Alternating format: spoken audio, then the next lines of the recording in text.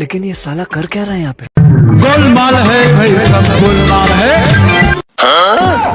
खत्म, bye bye, Tata. আসসালামু আলাইকুম বন্ধুরা, আজকে আবার একটা রিয়েলমি C3 মোবাইল নিয়ে চলে এসেছি আপনাদের সামনে। মোবাইলটার ডিসপ্লে চেঞ্জ করব। তো ডিসপ্লে চেঞ্জ করতে যে একটু ফানি ভিডিও হয়ে গেছে, যেহেতু আমি নিজে করিনি, আমার লোক দিয়ে করেছি। তো দেখলে বুঝতে পারবেন কেমন টাইপের ফানি হলো। अभी मजा आएगा ना भिड़ो। যাই হোক, নতুন ছেলে তো মোবাইল খুলতে একটু অসুবিধা হচ্ছে প্রথমে, আস্তে আস্তে সব ঠিক হয়ে যাবে। এটা কোনো ব্যাপার না।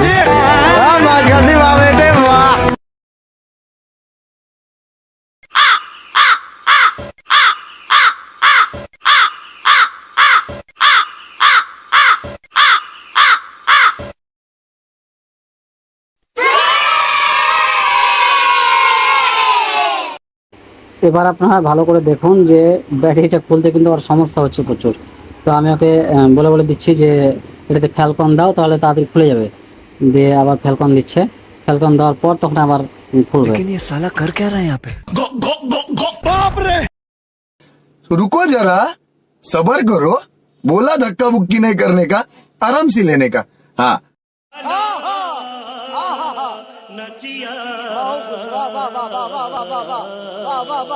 তো আপনারা দেখতে পেলেন যে অবশেষে ব্যাটারিটা খুললো খুব কষ্ট করার পর। আস্তে আস্তে ডিসপ্লেটা খুলছে। এবার ডিসপ্লে খোলার পরে ডিসপ্লে চেক করবে, ডিসপ্লে চেক করার পর ডিসপ্লে পেস্টিং করে দিবে। তো নতুন ছেলের অভিজ্ঞতা আপাতত হচ্ছে আস্তে আস্তে, একদিনে তো আর সব কিছু ঠিক হয়ে যায় না।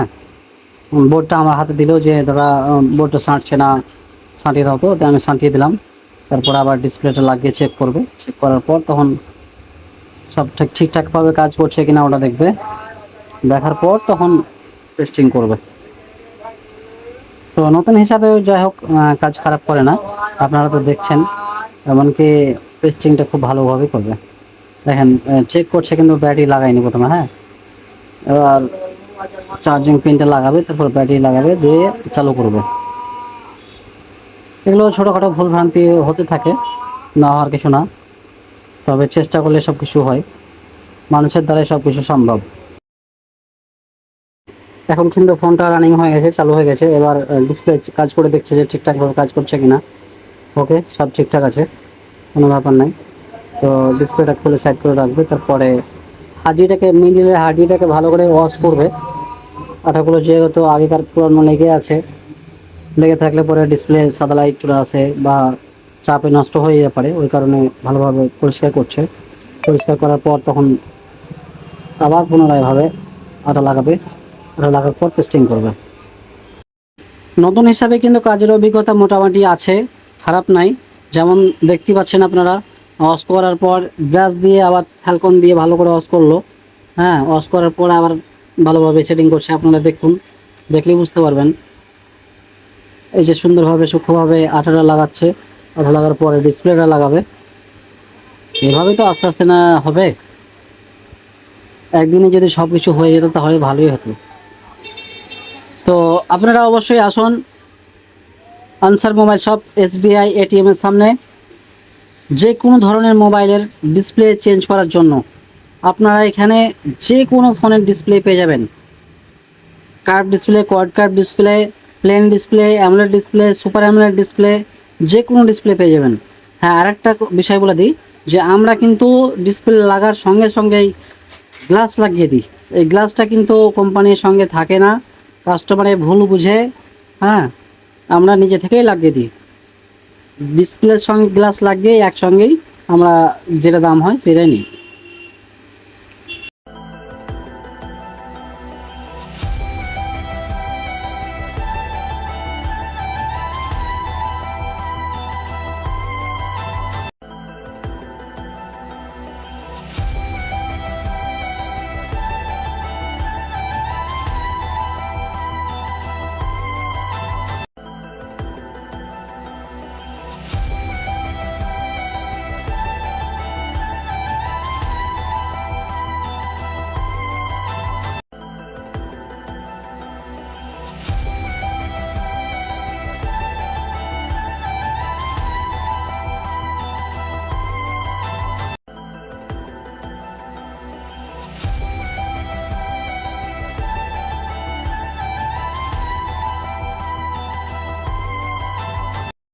সুন্দরভাবে সূক্ষ্মভাবে কাজটা কিন্তু কমপ্লিট হয়ে গেছে। এবার সব কিছু ঢাকনা লাগিয়ে একবারে রাবার দিয়ে চারিদিকে চাপ দিয়ে শেষ করবে কাজটা।